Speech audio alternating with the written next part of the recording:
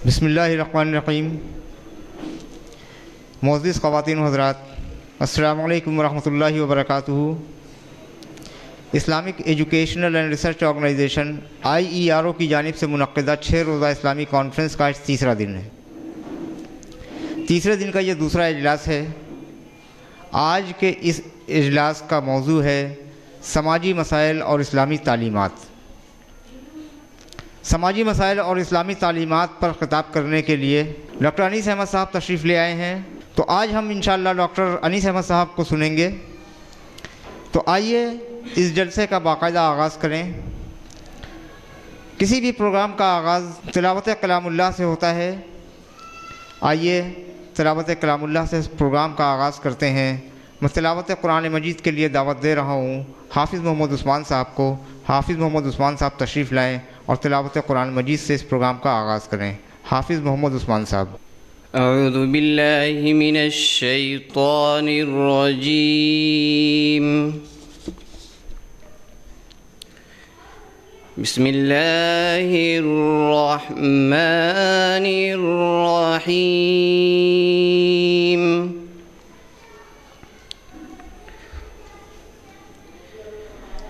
या अय्युहल्लज़ीना आमनू ला यस्खर क़ौमुम मिन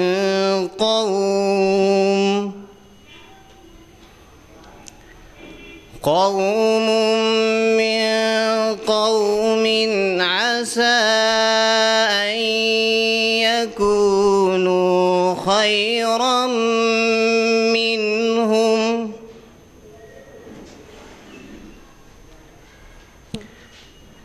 अन यकूनू खैरम मिनहुम वला निसाउम मिन निसाइन असा अन यकुन्न खैरम मिनहुन।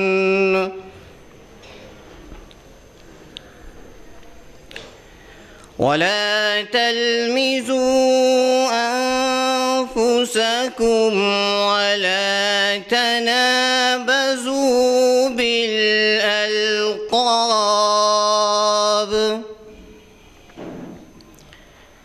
بئس الاسم الفسوق بعد الإيمان ومن لم يتب فأولئك هم الظالمون.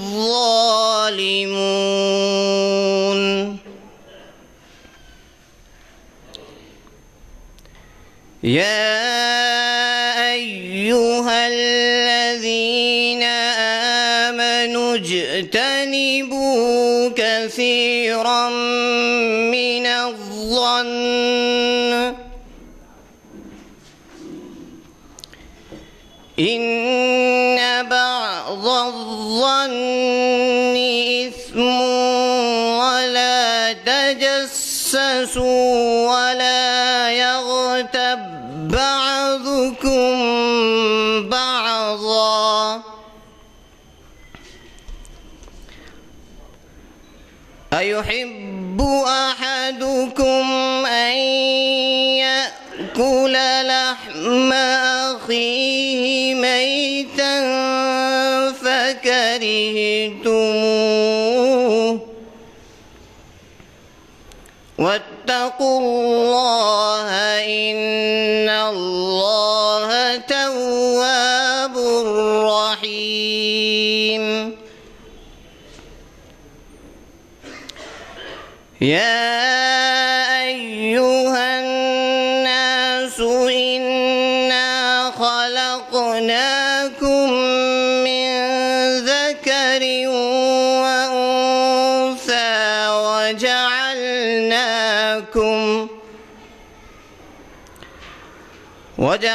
وجعلناكم شعوبا وقبائل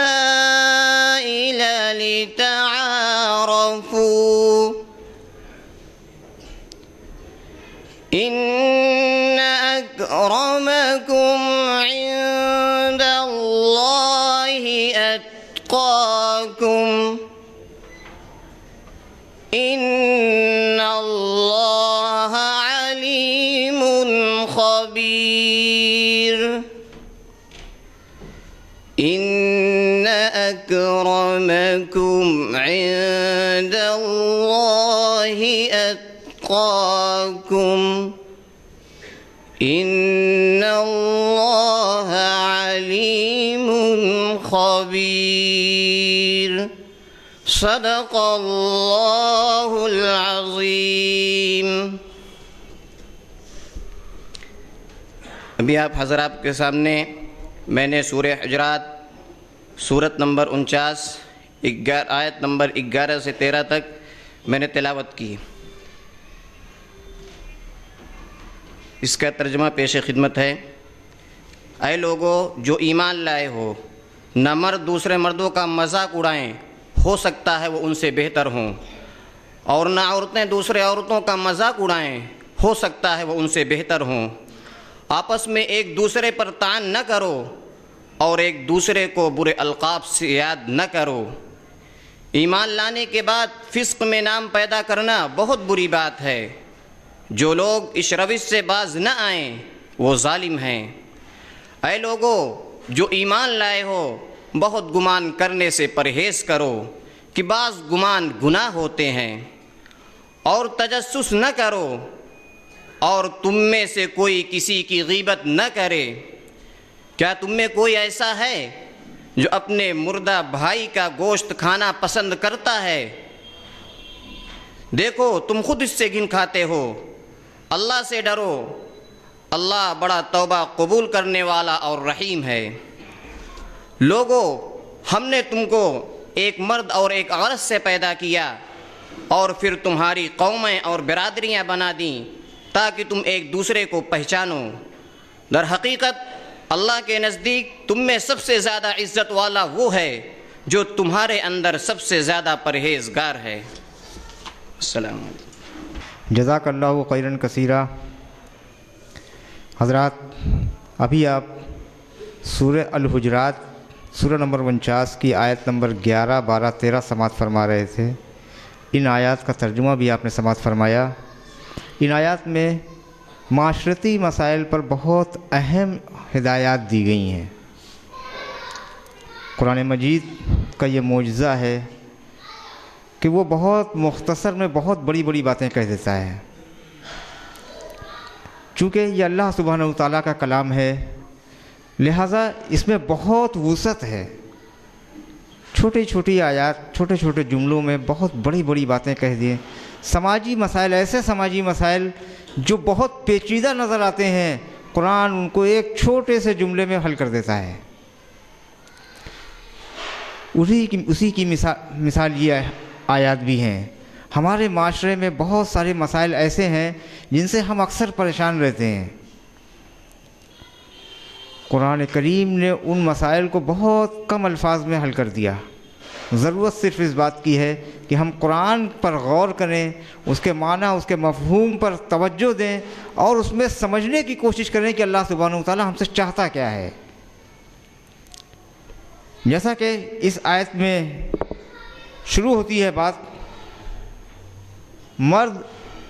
तुम्हें मर्द दूसरे मर्दों का मजाक ना उड़ाएं, हो सकता है वो तुमसे बेहतर हो।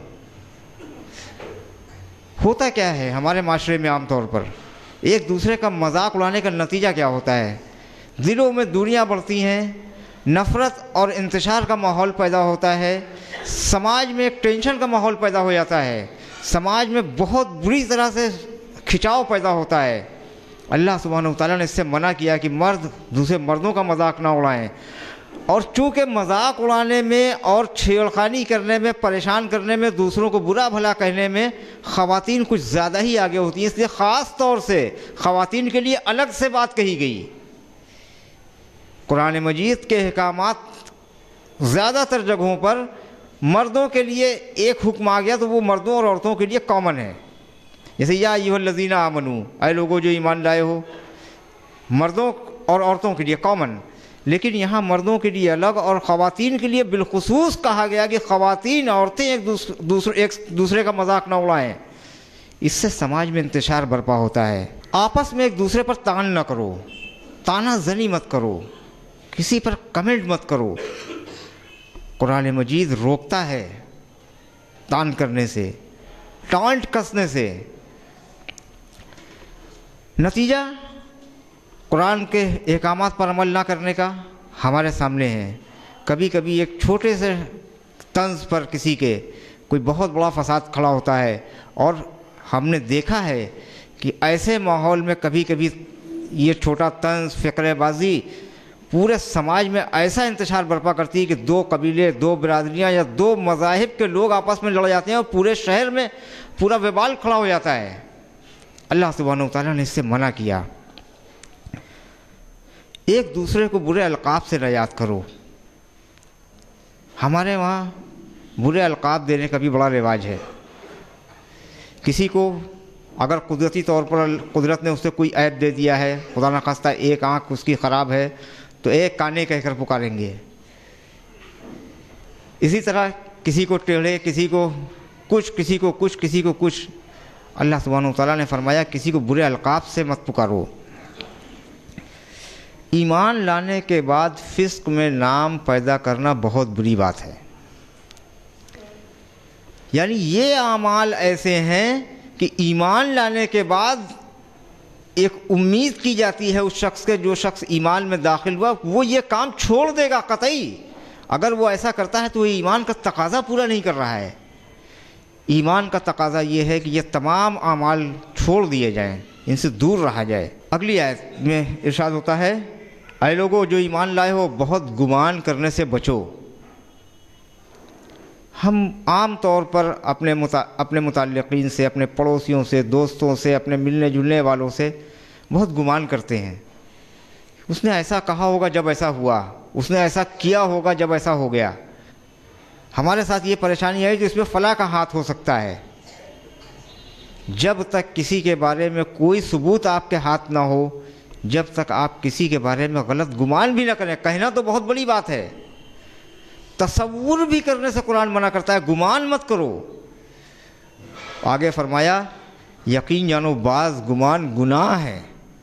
अगर आप गुमान कर रहे हैं और वो दुरुस्त है, उस शख्स ने वैसा ही किया है, तब तो आप बचे गुनाह से कम कम। लेकिन अगर उस शख्स ने ऐसा नहीं किया तो आप गुनाहगार हो रहे हैं। कुरान ने गुमान करने से भी रोका। और तजस्सुस ना करो, एक दूसरे की खोजबीन में मत लगे रहो।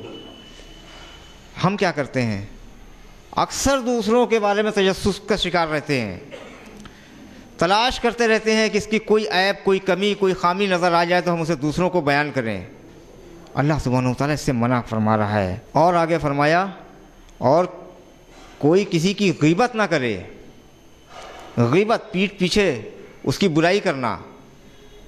अगर कोई शख्स किसी शख्स की पीठ पीछे कोई बुराई कर रहा है और वो ऐब उस शख्स में वाक़अतन है तो यही गीबत है।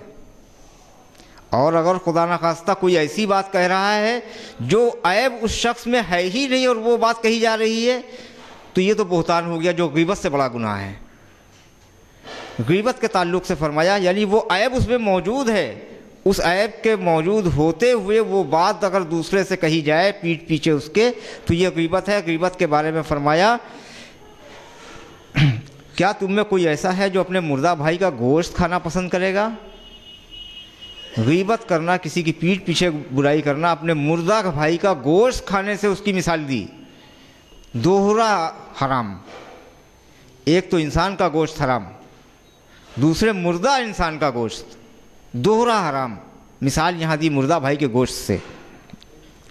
लेकिन फिर खुद ही फरमाया देखो तुम खुद इससे घिन खाते हो, तुम्हें घिन आती है।